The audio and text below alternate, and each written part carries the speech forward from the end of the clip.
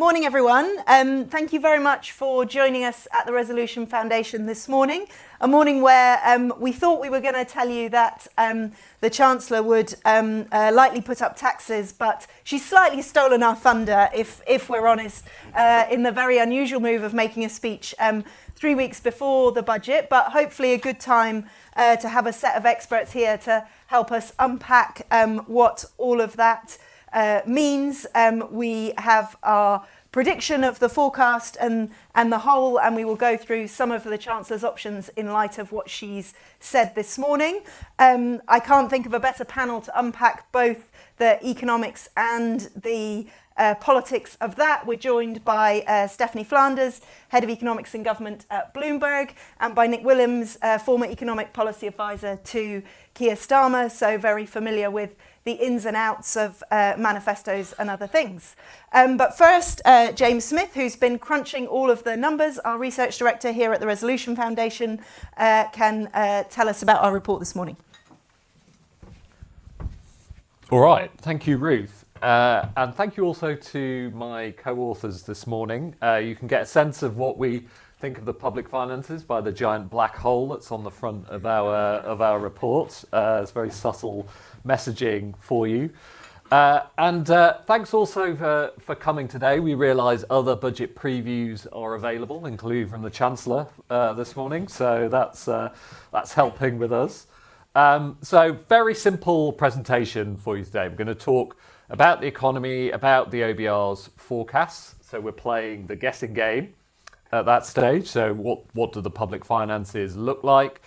And then we're going to move on to policy, where we're very much in the realms of what should the Chancellor do in response to all that. So on the OBR forecast, there's really two big judgments to have in mind in terms of what they'll be doing. And the first of them is the one that you're pretty much probably sick of hearing all about by this stage, but you're going to get a little bit more from me, where the OBR is expected to mark down its estimate of the trend growth rate for the economy. So that's effectively the speed limit at which the economy can grow without generating inflation. And our best guess is that the OBR will mark down towards this red line. So we're calling this the RF update compared to the green line for what the OBR had back in March. Now they may not look hugely different to you. So the red line has trend productivity growing at about 1% by the end of the forecast, compared to about 1.25% at the time of March forecast. That takes about 0.7% off GDP by 2029. I think the thing to talk about in terms of the timing of all this is it's just a little bit curious given what's actually happening in the data. So once you correct for what's actually happening to employment, so employment is falling, you can see that productivity is actually rising on an hourly basis by about 2%, which is a rate not sustained since the financial crisis. So it's very clear this is not about the current data, and you've got a sense of that from Rachel Reeves this morning, who was very much talking about the legacy of low productivity rather than what is happening now. But it's clear that the OBR have been above other forecasters for some time. I would draw your attention to the dissonance of the economics profession at this point. So for some of us, there's a massive debate about whether 1.25% or 1% is the right number. And there's another debate going on somewhere else about whether AI are going to take all our jobs. So just be aware of very polar differences in thinking about productivity. But the key thing for our purposes this morning is that this knocks about 14 billion off borrowing in 2029-30, which is the key year for judging the fiscal rules. Now, you'll be wondering why that's not 20 billion. That's been heavily briefed as the number as a result of a 0.3 percentage point markdown, which is basically what we have here. And that's because the forecast starts very weak and this markdown only really affects the back end of the forecast. So if you look at the chart, the red line is below the extremely weak post-crisis decade average towards the end, towards the beginning, sorry. And if you look at what that does to forecast for actual GDP, you can see that it's dragging down those forecasts in the red dotted line relative to what the OBR had back in March in the green line. It's worth saying that you're going to get a pretty strong number for 2025. So there's going to be a big mark up in the forecast for this year. That might surprise some people. It's basically a reflection of what's been happening in the strong first half growth performance this year, but also in terms of some back data revisions. So don't read too much into that. But a lot of news stories that focus on 2025 growth, that's mainly about the current data. The thing to look at is what's going on further down into the forecast. And you can see this brings the OBR more into line with other forecasters like the Bank of England, the IMF, and this grey swathe, which is a range of external forecasters, such that by the end they're actually in that swathe, but they still look pretty optimistic. So you can imagine worse numbers here. So there's obviously uncertainty about where the OBR will land, but this is our best guess of where it will all end up being. So the other big judgment for the OBR is what to do with wages. So this is the one that you've heard less about from a government that is trying to manage expectations down. But the key thing to know here is that the OBR had a very weak forecast for wage growth at its March spring statement forecast. So you can see the green line, it's very low, it's out the range, much weaker than the Bank of England forecast in blue. And there's a question about what it does about that going forward. So wage growth is about 4.5% right now. The OBR would be expecting it to crash down to 2% and then pick up a little from there. So very weak right across the forecast. So we expect the OBR to actually push up to something like the red line. That would still be pretty weak. So again, there's uncertainty here. You could see something bigger here, but this adds about getting on for 2% to the level of wages. So it doesn't look huge on this chart, but that's a big change. And what we're talking about here is a 600 billion tax base that is linked to this. So this is a big deal in terms of the OBR's forecast. And the change we've made here takes about 13 billion off borrowing. So there's two key judgments that I just showed you. Our guess is that they roughly offset. So complicated borrowing chart for you, just to make that point nice and clear. So the numbers above the line here are adding to borrowing. So you can see the green bars, which is basically this productivity downgrade, being offset by the blue bars, which are essentially this wage growth forecast. But we still have a big deterioration in the public finances, and you should be absolutely clear about that. And that is coming not least from the U-turns that the government have put in place. So that's U-turns on winter fuel payments, U-turns following the collapse of its reforms to health-related working age benefits. And it's also due to higher debt interest, which is partly because interest rates have gone up in financial markets. You've heard a lot about that. Rachel Reeves, again, touching on it this morning. But that is also related to what the Bank of England is doing on its asset sales, its quantitative tightening, where it is slowing some of those sales a little bit, which effectively means that the government is funding more debt interest at the Bank of England policy rate. So all of this basically gives you a deterioration of about 14 billion in 2029-30, the key year for the fiscal rules. That's the largest downgrade. That would be the largest downgrade since November 2022. So it's pretty chunky in a historical context. So this is our guess of what the public finances will look like at the budget. So what should the Chancellor be doing about all this? So I know you guys are very, very smart. But what I've tried to do is make this nice and easy for you by arranging policy around 4 Ps. And this will make sense, I promise. So Rachel Reeves smiling with the red box. Let's start with poverty reduction.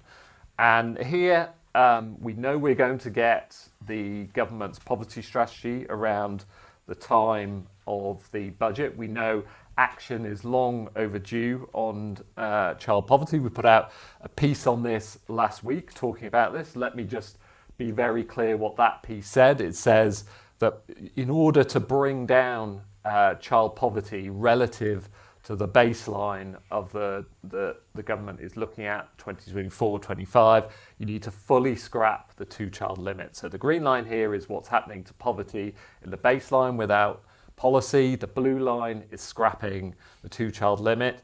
The stuff in between is all the sort of wheezes that the government might choose to partially scrap the 2-child limit. Our view is you really need to go all the way and scrap the 2-child limit in order to get child poverty falling. That costs about $3.5 billion, gets roughly 500,000 children out of poverty. It's a very cost-effective way of doing that. Our second P is on prices and the cost of living. And here the priority should be helping families still struggling with the cost of living. The place to do that is on energy bills. Again, the Chancellor hinting heavily that we'll see some action in this space. Energy bills are up by about a half since their Russian invasion of Ukraine levels, so they're still extremely high. The government can't fix higher wholesale energy prices, but it can help with the policy costs that are affecting those prices. And again, we have a piece on this, so you should, if you're interested in all the details here, you should look at that. But this is a proposal to bring several of those policy costs into general taxation. That reduces spending on energy bills by getting on for 1% for the poorest families, takes £160 off the typical bill, brings inflation down by about 0.3 percentage points, very much worth having in that space alone, and costs about $3.5 billion. All right, my next P is prudence.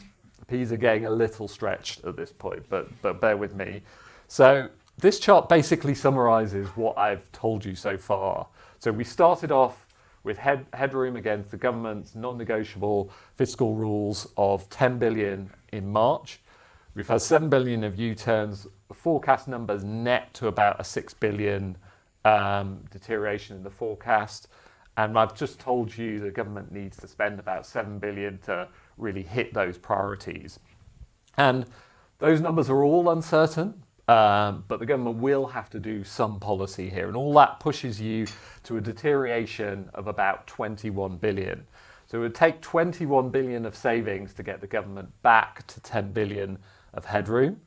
But we are pushing the idea, and I think this is really obvious given what's happening in financial markets, that the Chancellor should increase headroom, ideally doubling it to 20 billion, but potentially raising it by about 5 billion. That pushes you to savings of 26 to 31 billion. We think about 5 billion will come from lower day-to-day public services spending. The Chancellor was very clear this morning, it's not coming out of the capital budget. We can talk about how difficult it would be to deliver those day-to-day public service spending cuts, and it certainly would be difficult, but all that would leave you with something like 21 to 26 billion of tax rises. So how should the Chancellor go about doing that? My final P is pay slips. And that is the thing that the Chancellor should really be prioritising when she's thinking about these tax rises. In terms of overall approach then, what will we see? I think the challenge for the Chancellor is really to avoid making the economic outlook worse, so by increasing inflation, hitting growth, needs to add to the fiscal credibility by raising taxes, so having a plan for taxes, addressing the problems with the existing tax system, luckily there's a lot of those, and prioritising payslips, so not hitting working people. My final bit here is actually raising some revenue in 2029-30. This seems to get forgotten about a lot. So people wanting to do very complicated tax reforms, I love a lot of those policies, but raising revenue in the key year should be a big priority here.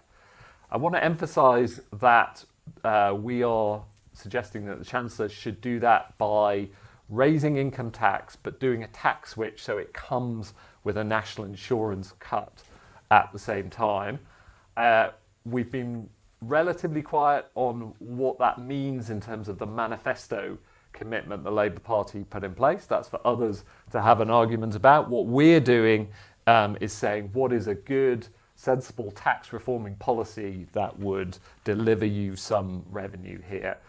So this chart is very complicated. I won't take you through all of it, but the key point is that if you take your income in different ways, you pay very different levels of tax, and it's really incentivizing people away from paid employment where the highest tax rates actually are. And there's three big losers from doing the switch that we've talked about: landlords, the self-employed, and pensioners. We think in each case you can justify taxing those groups more. There's no reason why landlords should pay lower taxes than their tenants. Self-employed would still have very low tax rates, but we'd fix some of the distortion. And for pensioners, this is a group that's doing very well to start with, and given the triple lock rise next April, you would have to be a pensioner on above about 40,000 to be losing out in net terms across these two policies next year. So we're keen on a tax switch. Rachel Reeves hinted at some of that this morning. Maybe we're just hearing what we want to hear. That's not our only tax change. We put out our tax paper. You can see a picture of it on this slide.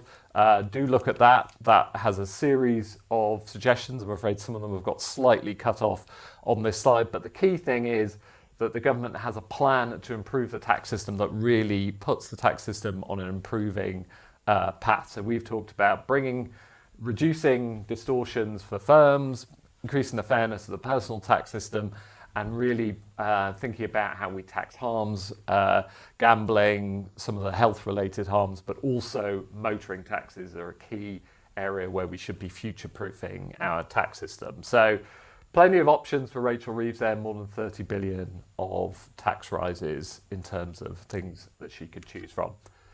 All right, that's my summary of our papers this morning. Fiscal outlook, 14 billion worse. We think about 7 billion of extra spending.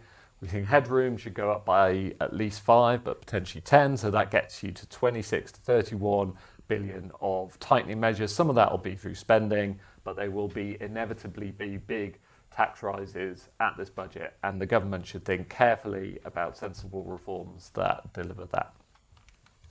Great. Thank you, James.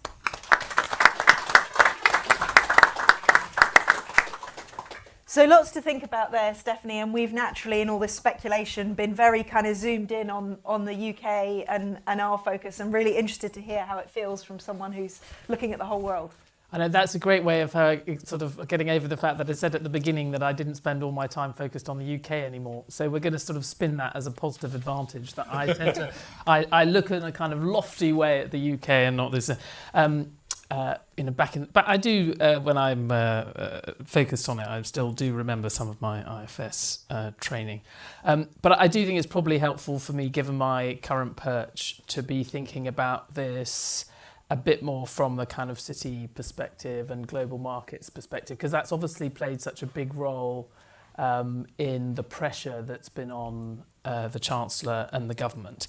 And I'm also going to actually try and sort of imagine I'm the city advisor sitting in number 11 saying that there's actually a positive scenario here, there's an opportunity that could be presented by this politically very difficult budget.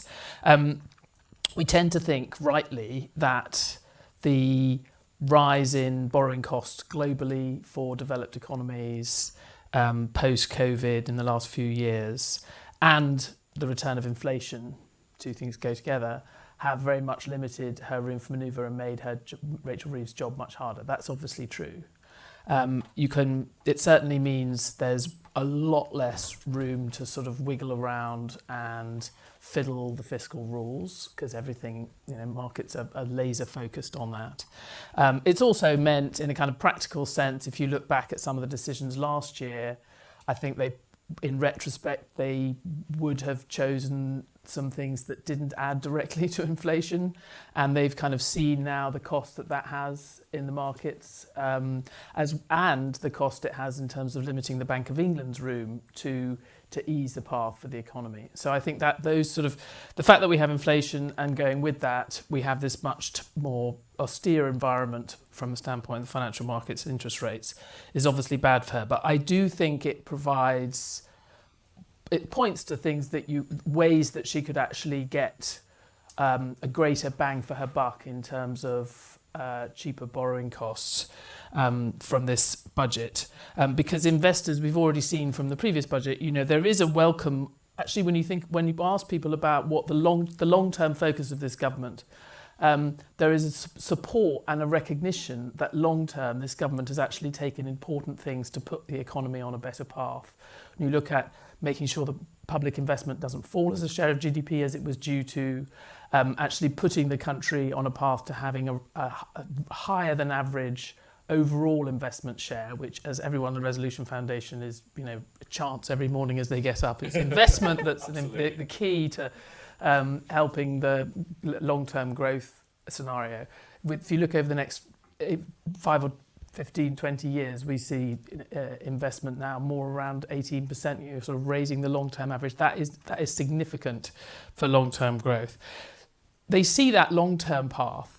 What they're not seeing, and you see this in the comparison between the UK and other countries, is the short-term certainty around financing and the commitment of the government to taking difficult decisions. And that's been exacerbated by the fact that you have these two fiscal events, you have very small fiscal headroom, and there's been this endless debate about what the next tax rise could be. All of that has been very corrosive, not just politically for the government, but also in terms of the standing of the government. And the one great example of that you can see is if you compare the UK and France, we should be in a much better position than France in terms of the cost of our borrowing, and the fact that the gap is not as large as it should be because of this sort of uncertainty premium, political lack of credibility premium, whatever it is, and because of the way that quantitative easing and the way it was designed under George Osborne has radically affected our our sensitivity to changes in interest rates, has really had a much bigger difference. There's a reason why our debt servicing cost has gone up so dramatically, and some of that is about the way QE was managed and also the way that the debt was issued, very much an inflation index gilt. There's lots of things that, Rachel Reeves would not really wash for her to start blaming the Debt Management Office for some of the pain that we're going through, but there is an element of that. So what does that give room for? Well, it sort of suggests that you could get significant benefit from proving to the markets, or sort of showing that you're willing to do a lot to have reduced uncertainty going forward. So yes, focus on having much larger fiscal headroom, that you're willing to do politically difficult things, even if some people say that you're breaking your manifesto pledges, with significant tax increases. And I would say also resisting the temptation to be backloading that pain. Obviously there's a long tradition of government saying, we're going to do the really difficult stuff, whether it's taxes or spending, in the later years of the forecast. We actually think that would be self-defeating because of the way it would be seen as a sign of sort of lack of commitment by the markets, and you'd actually just end up with an increase in the borrowing costs that offsets any benefit you might have had from sort of not having such a negative effect on the economy in the first few years.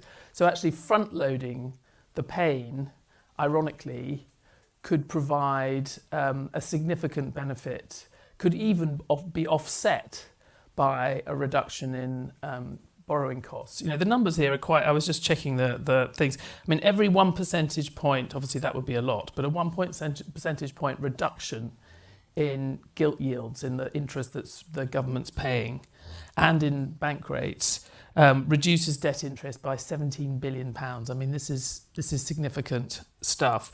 And even if you just brought the borrowing costs back into line with the US, which it's often been historically, that would be about £5 billion that you don't have to raise elsewhere. And the other piece of that, just quickly, you could not only on the long end, but also when you think about the Bank of England, and we're obviously looking at, we'll have a meeting later this week, where the budget is probably going to be part of the reason, uncertainty around the budget is part of the reason why the Bank of England is not going to cut.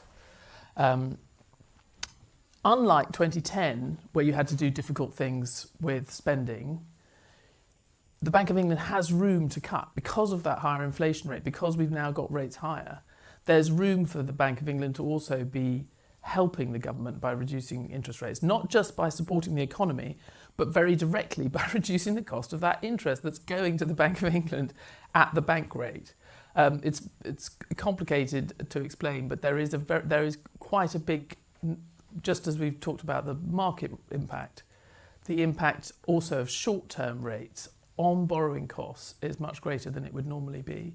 So that would be my sort of, my pet talk to the Chancellor is, you may get absolutely hung out to dry in terms of, changing your, potentially being seen to break your rules and imposing these what might be considered to be swinging tax increases in order to have more headroom. But there's quite a lot to play for here, and there's sort of benefit on the table which you could be enjoying later down the road. Really interesting, Stephanie. And it sounds like you agree with two things the Chancellor said this morning. One, that she'll take action in the budget to reduce inflation. That sounds like it fits with your... Or at least try not to increase it like she did last year. Or not increase it.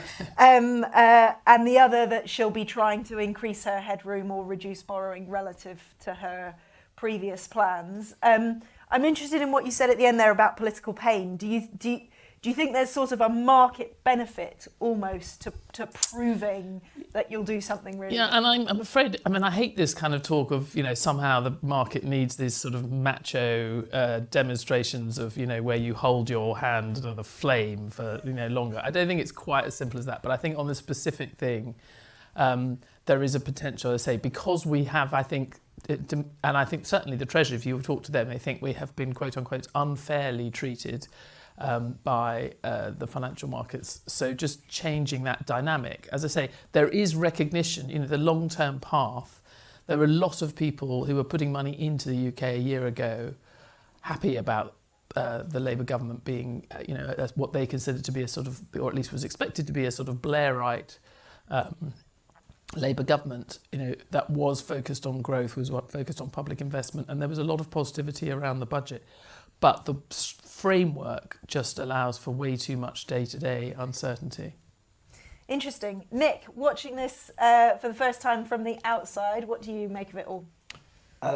Thanks very much, and well done, James and the team, for a great piece of work. What do I make of it all? I mean, it's tough being Rachel Reeves, isn't it? Her first fiscal event, her first fiscal budget, she had to deal with quite, I would say, unprecedented, uncontrolled spending, unaccounted spending. And in my view, she took necessary choices, albeit choices that we're living with some of the consequences of, in that budget. And she implemented her fiscal strategy, which I think if we stand back, and I think the market would agree, is broadly the right one, which is, let's remember, being tighter on day-to-day spending, on resource spending, where we have been a bit profligate for, I would say, 30 or 40 years, and that is how we've reached 100% debt to GDP. But we've also been very, very poor on public sector investment. I also talk about investment needing to rise every time I wake up in the morning as well. And we all do. And so her fiscal strategy is the right one. It's to be tighter on day-to-day spending and to be a bit looser to allow for more controlled borrowing for high value for money investment. Then at this budget, she's going to have to reckon with the fact that we as a country collectively, but also I would say as a biased observer, particularly the last governments have made no noticeable improvement to productivity growth in this economy. We've, for all of the discussions about supply side reforms, be it sort of Chancellor Philip Hammond with his productivity investment fund, be it Rishi Sunak with his May's lecture, people, ideas, capital, we've made no noticeable improvement on our productivity growth rate for the last 14 years. And I think, again, I agree strongly with what Stephanie says, which is that if you talk to a lot of sort of international investors and you talk to the market, there's a lot actually to be positive about that this government is doing. Stabilising public sector investment, reforming the pensions market, kept some pretty expensive capital allowances for public sector investment. Our fixed capital formation in the UK has jumped ahead of Germany in the second quarter of this year. Now Germany's helping us out a little bit, but that is quite an important trajectory for us to be on. And you've got people like Jamie Dimon, Larry Fink, Jensen Huang, who all say the UK is actually a great place to invest, and this government has got the right sort of components of a growth strategy. The problem is that we've been sort of stuck in this mire of constant watching of the market and gilt rates, and it's been a distraction from what is otherwise quite a positive, proactive agenda. And so at this budget, she's got a very, very complex economic story that she's got to sort of navigate here, I think, which sort of James set out in his presentation. But wages are up for the first time in sort of 14, 15 years on an ongoing basis, a sustained basis. Borrowing costs are down. Growth is up in the near term, but down in the medium term. Inflation is high, but still less high than expected. And then we've got strong underlying fundamentals in the economy. But nevertheless, taxes are going to have to go up because productivity hasn't grown as fast as expected. We didn't go into it, but we've actually got reason to believe that productivity is higher than we actually think. Or James, maybe you did. But, and so that's all quite an uncertain picture that she's then got to tell a story off of about how everyone is going to have to contribute. So I think it's really good, given all that confusion that we heard today. The Chancellor starting to roll the pitch, and she's actually been communicating quite consistently in the run up to this budget, and I think that is a welcome development. And I thought she had lots to say that people in the market who would be watching, looking out for different signs, would say are the right things. So bearing down on inflation, raising the headroom, the broad base of contribution, I think, is also important because it talks to that credibility point about, getting to 15, 17, 18 billion of headroom is all well and good, but the market has to believe that the revenue raises you're using to get there are actually credible as well. So the sort of type of tax rises are important. So I think she hit quite a lot of the right notes today. And it's really welcome that she's situating this sort of fiscal debate, which I think is a bit narrow. Obviously it's important, but it's narrow in a wider economic argument about where the economy is going, and not just how we got to where we start. So, a good budget will be sort of putting to bed that uncertainty and building the sort of breathing space in order to sort of get on with, I think, the broader economic policy agenda where the government has a lot to be proud of. I would broadly agree with Stephanie on the sort of like what does good look like from a fiscal strategy perspective at this budget. I think there's obviously you've got to respond to the downgrade and close the headroom. You've got to build the headroom so that the market knows that there's not going to be this sort of constant sort of speculation about what's going to happen as we see gilt rates fluctuate a little bit. And then taxes have to go up in the near term because we've got to bear down on the primary cash balance in next year so that the MPC can start cutting rates at a faster rate than the market expects. And that will then start sort of perpetuating this virtuous cycle where borrowing rates go down, headroom starts building by itself, and we get into a normal sort of rhythm and cycle of a political cycle where the hard work is done at the start, you have a period of stability, and then hopefully the sort of seeds you lay early on start yielding benefit towards the end of the parliamentary cycle, and you can go into an election promising some nice things. So that is the sort of strategy, and I think it's possible to execute that. There is actually a route through. It's a high wire act, and it feels very, very sort of fraught at the moment, but there is actually a real opportunity to come out of this much strengthened, particularly in sort of a fiscal perspective, and to sort of build the foundation upon which to build for the rest of the Parliament. So yeah, I mean, as James set out, we're looking at sort of 20 to 25 billion before you get into some of the discretionary spending. I mean, I say discretionary, some of those things don't feel that discretionary, particularly in the NHS. The key decision is going to be on the tax lock, but it's also important to sort of note some of the other things that Rachel talked about this morning.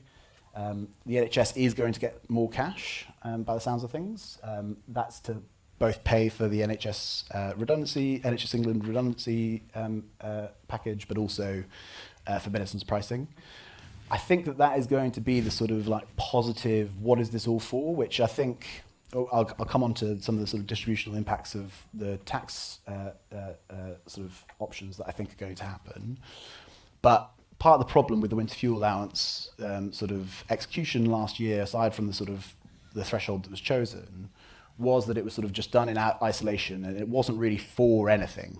Whereas we know that people are more willing to accept tax rises if they think it's going towards sort of public services that they value, and NHS is the public service that everyone values the most. So that is giving the government its sort of like, what is this all for? And aside from some other action on, I think, on child poverty. I noticed that Rachel said the word opportunity this morning. We also heard quite a lot of indication and signalling about energy price action for households. Now, this is really, really important, both for market expectation and also for the politics of the budget. So, the cost of living is still, one of, if not the top concern of the public, and the government has not yet managed to demonstrate much progress towards that objective. It is also, I think, quite likely to be self-financing in the end because of this impact on borrowing costs if interest rates come down faster.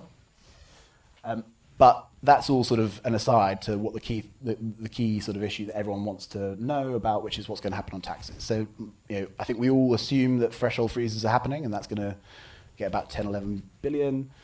I think we can expect some sort of small, targeted, but symbolic tax rises to sort of demonstrate that those with the broader shoulders are going to contribute more. So I'd expect some stuff on CGT, be that sort of CGT on death. Maybe we're hearing about sort of exit taxes as well. There might be something on council tax bans, but these things aren't going to be your sort of big revenue raisers. And then to this point, I think this interesting point about the sort of the tax lock and the credibility of the whole event.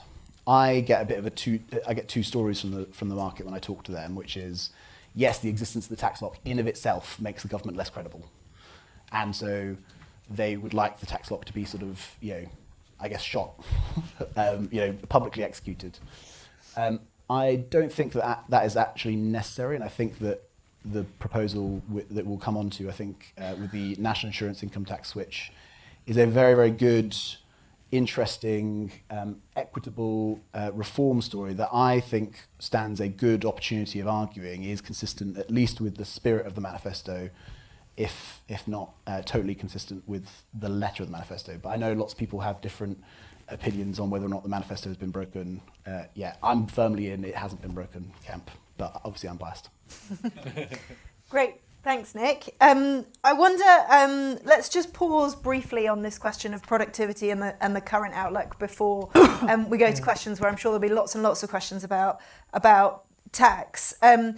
James, maybe you could explain a bit more this picture of what's going on in the labour market, which obviously has a lot of downsides, but where the silver lining for productivity might be, and then interested to get both of your takes on what that means for this budget and for the kind of current state of the economy. We had a question online, which maybe we can bring up, I guess, which raises basically whether the kind of just the speculation itself ahead of this budget has caused economic damage, and then also interested in whether you think there are areas she could go further and faster in kind of boosting productivity. So let's talk about productivity first. James, do you want to If you look at the official productivity data at the moment, it's absolutely tanking. And basically what's going on is the economy is growing about 1%, so grew about 0.9% the first half of the year.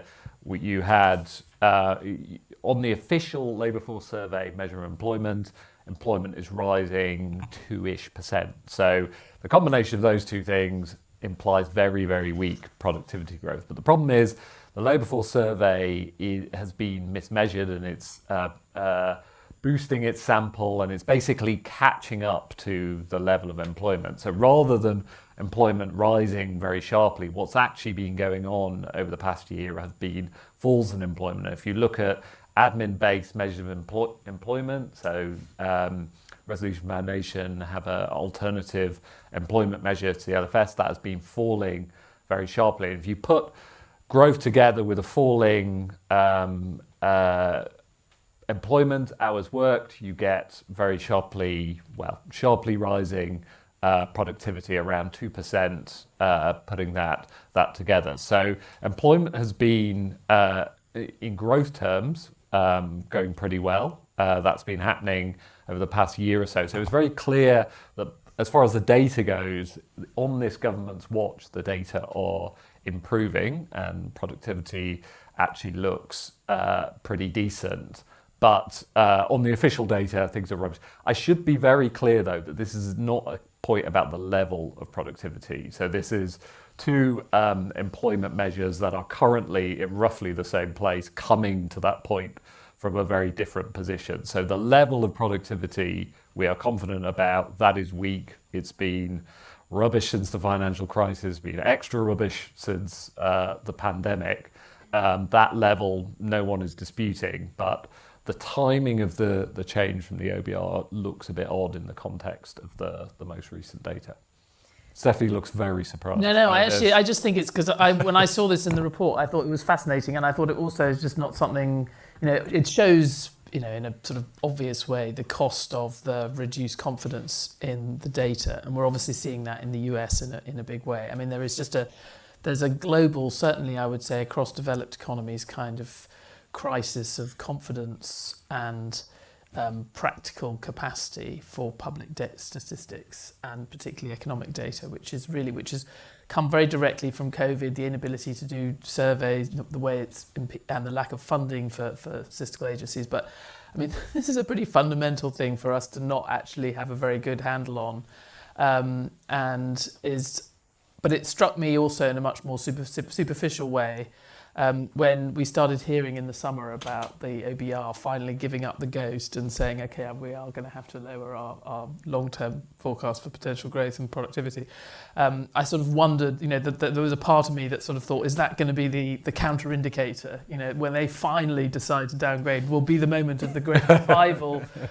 So we can but hope. But I think that what you really want is just flipping clarity on where the labour market is, and I'm afraid we're quite a long way from that, not just here, but in a lot of economies. And any thoughts on whether this speculation is damaging, or on whether sort of, even doubling headroom to 20 will be enough to stop markets? I think this is where it comes into, and I thought we might get into this later when we think about the power of the OBR, but I do think, and I hope it will be something that she announces, that legislating for this IMF idea of having two forecasts, but only one occasion per year where the OBR actually judges the fiscal rules. I think I'm surprised actually they haven't done a bit more kind of advertising of that, because I think that would clearly help. I mean, you have the combination of double the headroom, or maybe, as you suggest, maybe more realistically 15 billion, but a significant increase in headroom, and a promise that it will be an annual assessment, which is underwritten, which is given a sort of imprimatur of the IMF and other sort of wise, objective bodies, I think would help. And I think as part of that, you have to then strip down the forecast that the OBR does in the kind of off event, because they do have to do that. And I think you still need to have legislation. But that seems to me something that would really help with this problem of the kite flying. I mean, there's always been kite flying, so I think to suggest that Labour's somehow it's been uniquely damaging to the economy to have this kind of putting up of trial balloons over the last few months. I think that's always happened. The problem is that you just have way more resting on it than you have in the past. But I think this idea of ending the chaos for the government, it was really a powerful sort of pre-election drive to their economic agenda. That we'll come in, Sunak's government's been very chaotic, we'll get rid of the chaos, we'll have a very clear policy agenda. The problem with that is if you have a reforming policy agenda, it is uncertain. So if you look at objective measures of policy uncertainty, they have gone up a lot since the election. So ending the chaos is very much in the eye of the beholder, obviously, and I'd be interested in Nick's view on this. But the things you can measure look like they have, if anything, got worse, but that is because the government is changing policy, and that will inevitably create. But also that there's been this enormous focus on the fiscal rules, and there's the lack of head. I mean, most of this kite flying is nothing to do with their structural reform agenda. It's to do with needing to raise money. It's also because this moment was coming, right? We knew that there was slim headroom and a tax lock, and that at some point those things might collide, and we didn't know which way the government would go. Nick? I'd say I'm not sure that the uncertainty is wholly the government's fault, right? So we have, both in the sort of press and the sort of consumption of stories, become absolutely obsessed. And I also think that the sort of barrier for like kite flying stories has also gotten much lower, because I know that quite a lot of stuff that is floated in the press is actually not coming from the political team in the Treasury in the way that we sort of expect and has been always the case in the past. Like, Ruth and I were having a joke about this the other day. We used to work in the Treasury together. I was a civil servant before I worked for Keir, and the sort of wheezes we used to do would be to say, oh, let it be known that we're looking at raising corporation tax, and then when we don't do it, the CBI will be really, really pleased. Like that sort of stuff is one thing. Suggesting that as a civil servant? It was a discussion. Right? Whereas now you're sort of seeing, Tim Leunig wrote a paper, and Tim Leunig speaks to ex-advisor because we used to work together in the Treasury, and therefore that must be a policy that they're looking at. And the Guardian misrepresent Tim Leunig policy, and then that policy gets discussed. It is all completely balmy, and I have it's no surprise that policy uncertainty has gone up, but I don't think that this can be entirely laid at the feet of the government. We should give Donald Trump some credit as well. Yeah.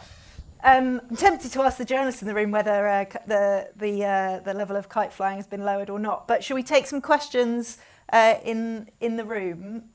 One there on the end, Sophie.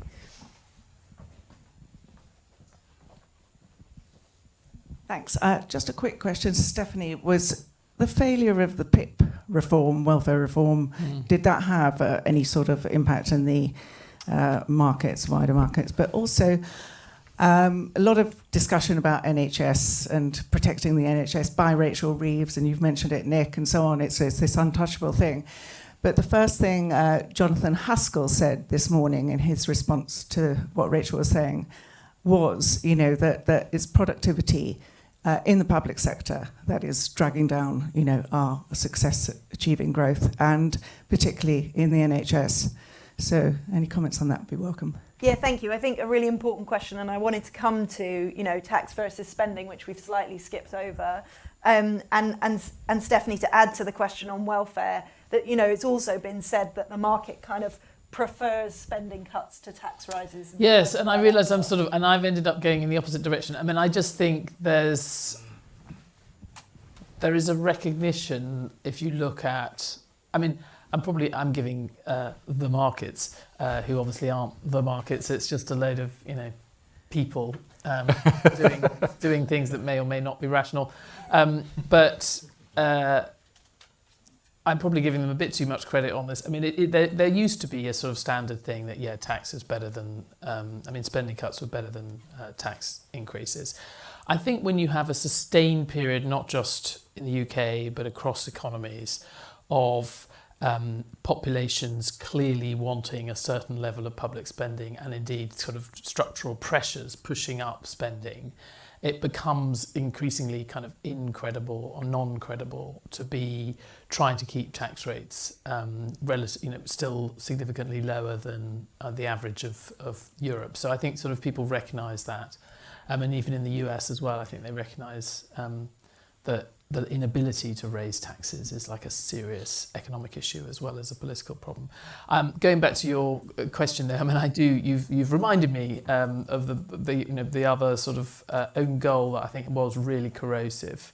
I don't get the impression that there's going to be any effort to undo that damage or sort of reassure on that front. Indeed, we've sort of heard about on the Timms review being carefully constrained to not be about reducing spending, which I mean, given the pressures we've seen and given the way PIP in particular has increased to what would just seem to be, levels which no one would have thought made any sense to anybody when it was first introduced.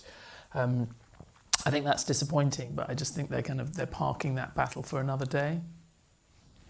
Do you want to come in on welfare, which Chancellor did say a bit this morning? Yeah, so I was interested that you used the word reform. That's not what I would call what was brought before Parliament in May. I think it was cuts. And I think that there is a big difference in the mood of the Parliamentary Labour Party between like genuine reforms, which are about getting people back to work and supporting people back into work, versus cuts that are quite blunt and quite likely to capture in the net people who are also quite vulnerable. So I was very encouraged. The Timms review is like an unfortunate sort of product of that whole process. And to answer your question directly, yes, it did impact market credibility, especially. Expectation is so low right now that the Labour Party, the expectation in the city is that the Labour Party is ideologically opposed to finding any savings in the welfare budget. And I would just say that is just like the wrong read of the Labour Party. Like, it is an unconscionable situation that you have lots of young people in particular who are finding themselves in a situation where they just aren't going to work and there's no expectation or no support to go to work.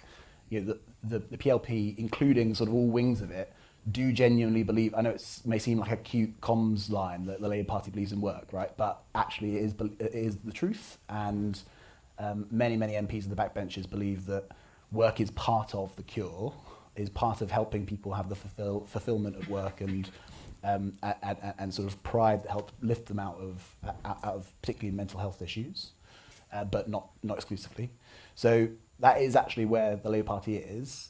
I think that proper reform is something that we've not really done in the welfare budget. Actually, we've tried to do over the last sort of decade or two cuts in one area, and then the sort of spending claims get displaced to another part of the jungle. And so what we need is like genuine proper reform, which is about getting people off ramps into sustainable work.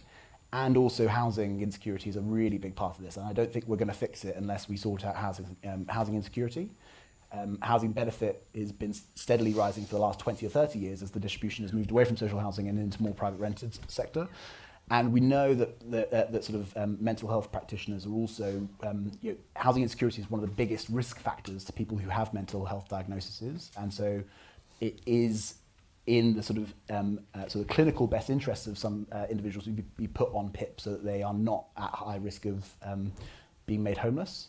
And so it's a complex picture, but just cutting PIP is not going to get people back to work, and it's also not going to fix housing insecurity. So you have to come at the driving factors. Just to push back on that slightly, I mean, I think that it was clearly a flawed reform and actually should have been more ambitious in a number of ways. But there was an element of reform in the increasing of the unemployment benefit at the same time as the reduction of the PIP. I mean, I think there was a path there. And I think there was a language around, the Prime Minister's language around the party of work, clues in the name, all of that. I think what was most damaging about that was that there was no willingness to really stand behind it. And the moment, the commitment to work and other things, at least from the outside, it just looked like it had kind of evaporated in the face of pressure and concern around the cuts. So I do think there was the germs of reform, and indeed some of the things that did.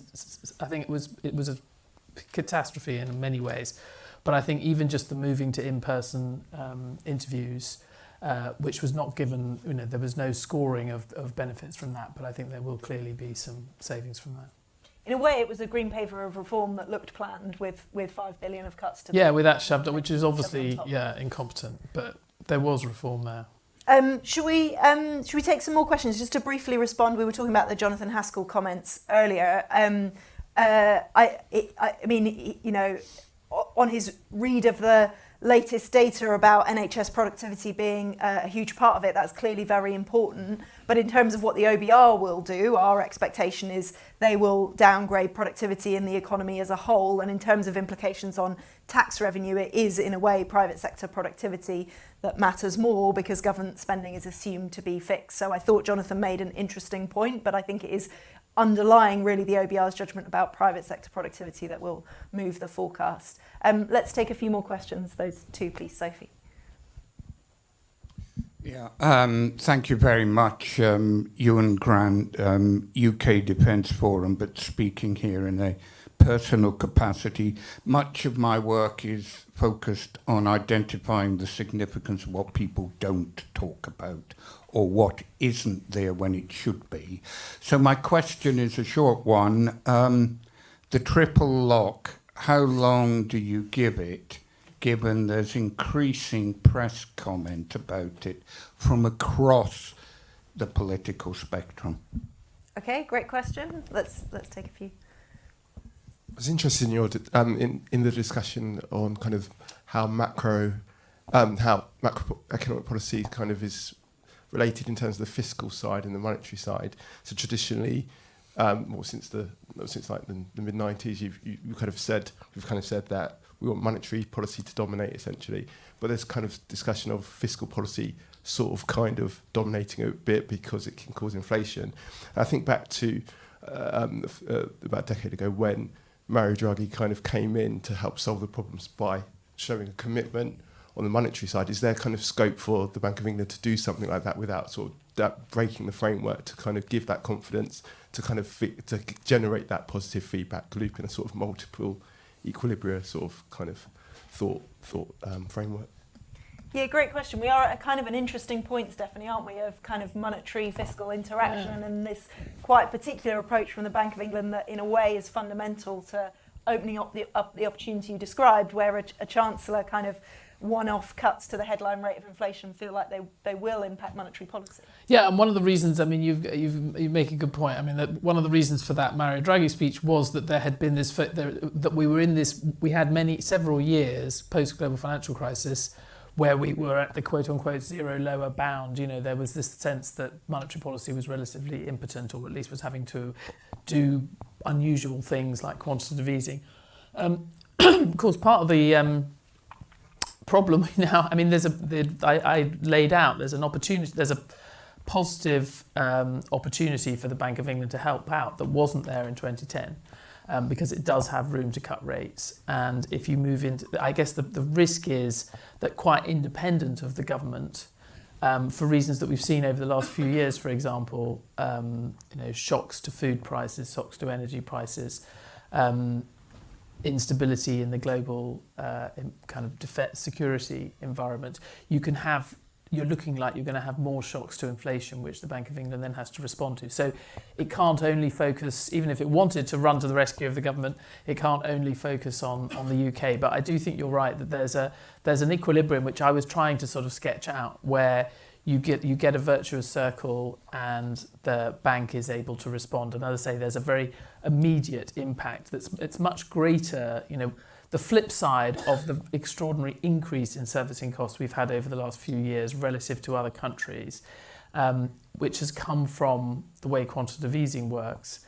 There's a flip side to that, which the Treasury is unusually geared to the bank rate in terms of its borrowing costs, because there's a big chunk of its outstanding debt that it's effectively paying bank rate on. It's not paying the market rate. It's very complicated, but it's sort of the way quantitative easing works is kind of put the Treasury on a variable rate mortgage instead of a fixed rate mortgage.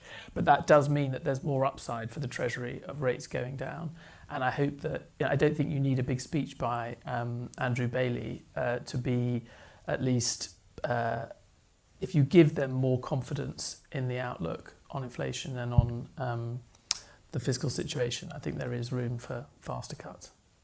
And we didn't get into it too much, but that gearing is one reason why we still have 6 billion of extra debt interest costs that we're expecting in this forecast. Nick, maybe I could throw triple lock to you. How long do you think the triple lock survives? Set your egg timer. I think it really depends on what some of the opposition parties do, actually. And I'm watching with interest that Reform are sort of avoiding committing to it. And we're in a sort of, like, it's the Spider-Man meme at the moment, right? Which is every party is sort of pointing at each other because the first mover has a disadvantage. But I would expect that once an opposition party goes over the top on this, that I would sort of think that the Labour government and the Labour Party would follow suit in terms of commitments in the next Parliament at least.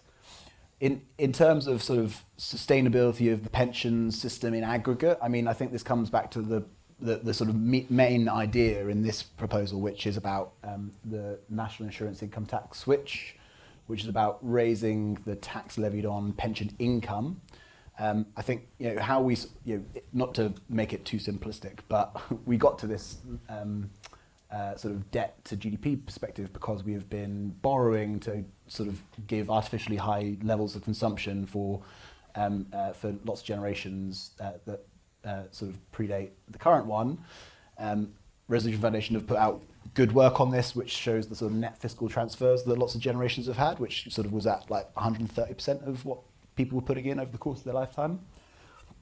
And when you look at the OBR fiscal risk report about people focus on the rate at which migrants become net beneficiaries of the fiscal transfers, but actually the most shocking thing for me is that we as domestic citizens become net fiscal beneficiaries from age 80, and we're not dying at age 80, right? So that is part of the reason we've gotten to such high levels of debt. I think it is an equitable choice to choose to increase some of the contributions from current pensioners. And I bring that up because there is an argument on the triple lock, which is that pensioner poverty does generate costs elsewhere in the state. It's not like a one-for-one if you're going to reduce the state pension in relative spending. So you will have increased costs elsewhere, particularly in the health service. So I think it is right to sort of push up the state pension. Whether or not the triple lock is the right function, I think I broadly agree that if we could go to sort of wages and earnings, then that would be a better outcome. But I think in terms of the order of how you generate greater sort of fiscal contribution from like pensioners and future pensioners, I think that I would prioritise the income tax national insurance switch, and I would actually go further and sort of set a pathway for the abolition of employee national insurance, such that you just have an income tax of 28, 42, 47.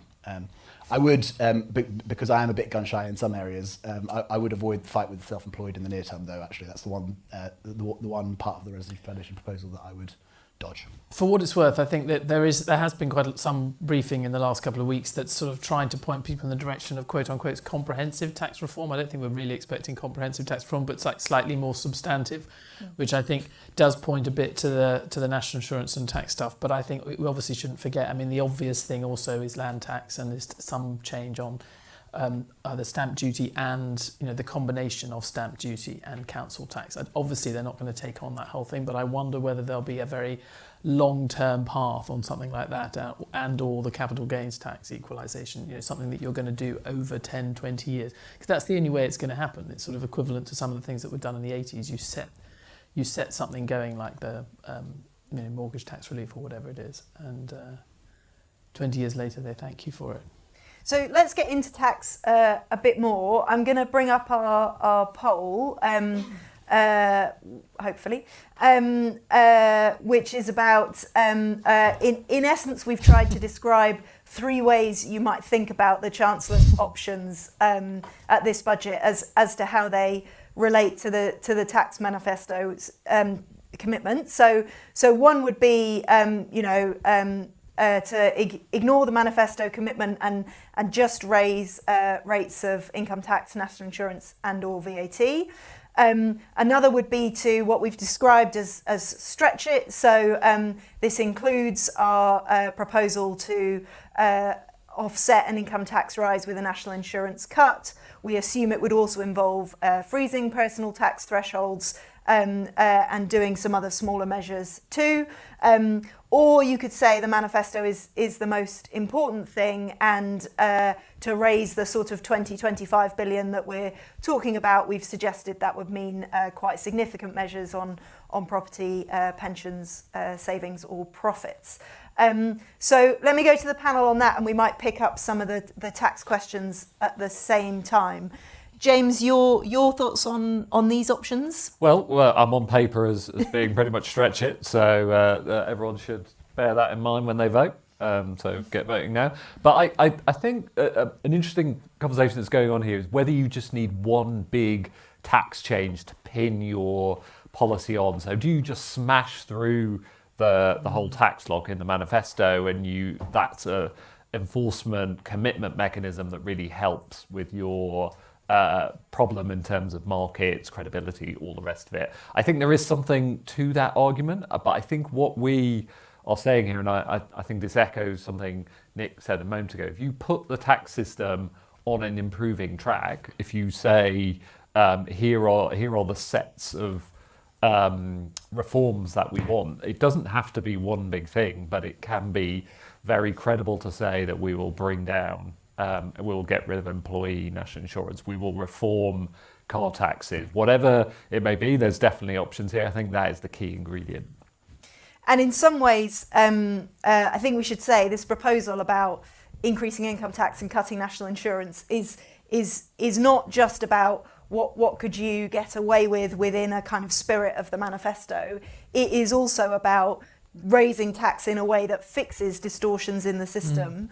And where I would disagree with Nick is this question of employment versus self-employment. It would be a big political fight, but the tax gap between what you pay as an employee and what you pay as self-employed is now at a record high. It's not clear that we got to that through strategy. We got to it through a series of different changes from different governments, and that means that people are not incentivized to structure their businesses in the most productive way. So given the growth challenge that we face, don't we have to take on some of these political battles, Nick?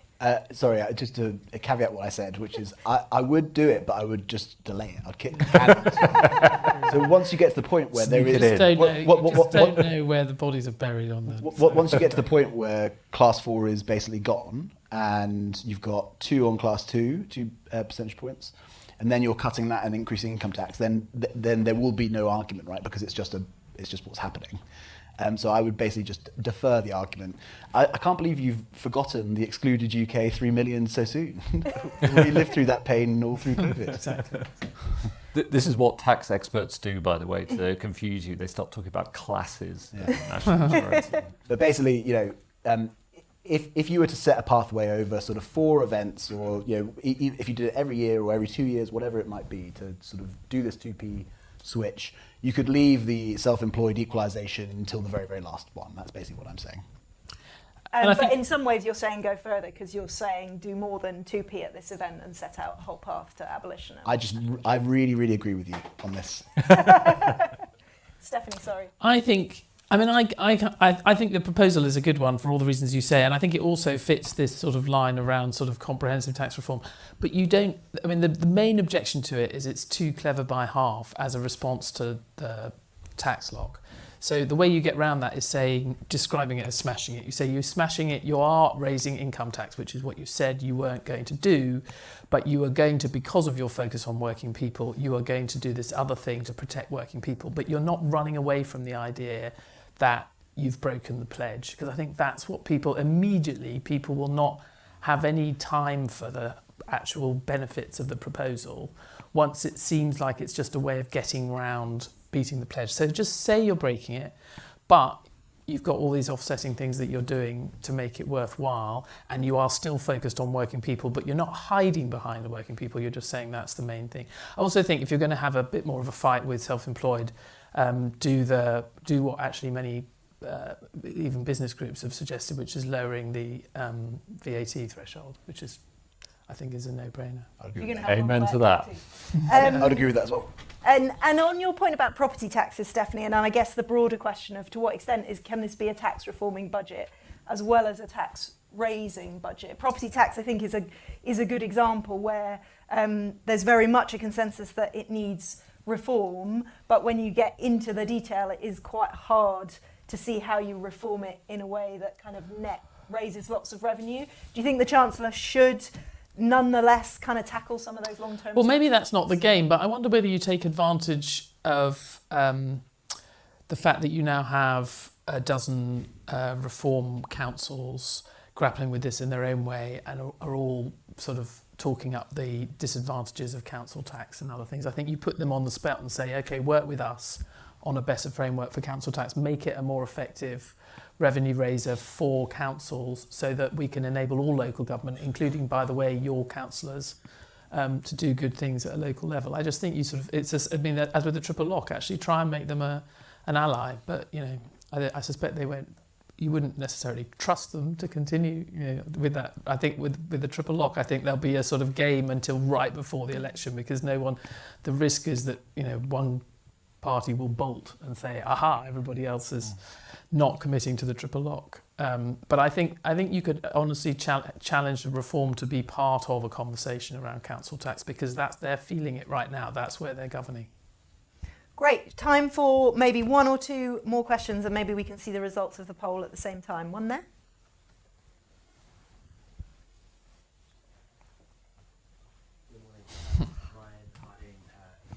ICF. Thank you so much for great thoughts and great discussion. You guys spoke a lot about the importance of framing for international markets and how that signal is very important in terms of the UK's credibility. I guess my question is what impact that has for Rachel Reeves in terms of her political credibility. And I guess maybe a cheeky part B to that question is, apart from the actual political credibility aspect, what impact that actually has for ordinary people and how to reassure them that any tax rises won't just lead to increasing impacts in their living standards already. Great, thanks. Could you pass the microphone forward and we'll sneak in another one? Thank you. Thank you. So to Nick, the government is taking a lot in its planning reform and its incoming bill. Yet house building is falling below the target. So how confident are you on the supply side reform, especially with how contentious that bill will be? Great, so let's pick those up and have any final reflections at the same time. Nick, maybe given that last one was to yours, start with you. So for those of you who don't know, my job in Number 10 was to lead on the planning, housing, transport brief, and so the planning infrastructure bill is sort of my baby, and as with all children, I understand that it's not perfect, but I love it anyway. So, I mean, look, house building numbers going down is, I think, actually just largely largely a consequence of the macro cycle. So we've talked a lot about how fiscal policy can help support a faster downward trajectory on interest rates, and that will really, really help. Because largely we've got higher input costs basically bumping up against flat and in some cases declining house prices, and so that's a difficulty. The government has also inherited lots of like non-planning regulatory burdens, many of which have sort of like, I would say, questionable consumer value. And so I know that there's lots of work on, we saw action on sort of London, which had a particular problem through the easements on Section 106 and social affordable housing requirements. That'll help. We have also got sort of like consultations out on reforms to biodiversity net gain. I think there are changes further in the sort of building reg side where, the government clearly wants to maintain high building safety standards and also wants to have high energy efficiency standards. But there are lots of other elements of the building reg that I think add costs to developers that aren't really necessary. So I'd envisage that to sort of come forwards soon. There's lots more to do on sort of like skills, which is sort of an intractable problem here. But I also think that giving the sector quite a lot of stability through the sort of 10-year settlements and the large grant allocation, the sector will then hire people and will train people. And I think that those were important approaches. Look, planning isn't everything. It's really, really important to also have your sort of social housing side. It's also really important to have your renters' rights package for people who are stuck in private rental sector. Stephanie may disagree with some of the aspects of that, but I think it's a good bill.